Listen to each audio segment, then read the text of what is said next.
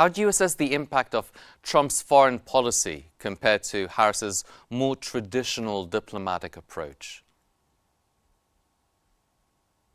Yes, we need to understand that Trump comes from represents the alt-right, a paleo-conservative vision on geopolitics, in the line of Senator Rand Paul, in the line of former advisor Pat Buchanan, in the line of former Representative Tulsi Gabbard, Tucker Carlson, etc. So his paleo-conservative vision on geopolitics is very different from the mainstream neocon globalist vision in geopolitics. He wants to finish and end the war in Ukraine as soon as possible. He wants to end what is called Project Ukraine, cut the funds. I mean, right now it's over $150 billion that the United States have given in one way or form to the Ukrainian government, the Zelensky government. He wants to cut that money. He wants to force a negotiation as soon as possible. He understands that this war goes on.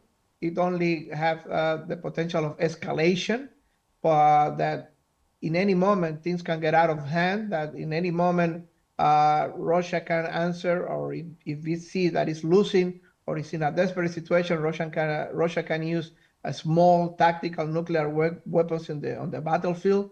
If they see Crimea under threat, if they see their new provinces under threat, etc. So Trump don't want this war to continue. He sees a real risk of escalation that might end up in any moment in a bigger war, in an European or world war with Russia, who has more than 6,000 nuclear weapons, contrary to Iraq, contrary to Libya, contrary to Serbia.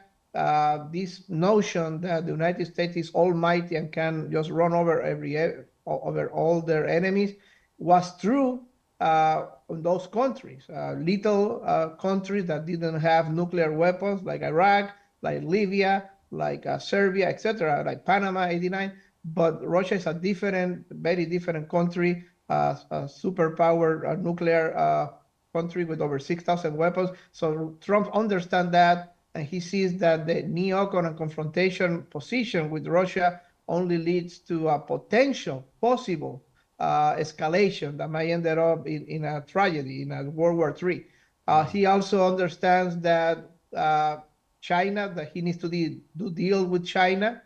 He already have said many times that he has a hands-off approach on Taiwan, on the issue between Taiwan and China, that he doesn't support active involvement of the United States into the defense of Taiwan. If a military conflict happens with China, that's very, very contrary to the normal mainstream globalist neocon position, the position that Biden have stated many times during the last years, and that most likely Kamala Harris will follow. Mm-hmm. So he have a more isolationist position about the United States policies, and he wants to de-escalate, and he wants to end the war as soon as possible. That's the main difference between him and Kamala Harris.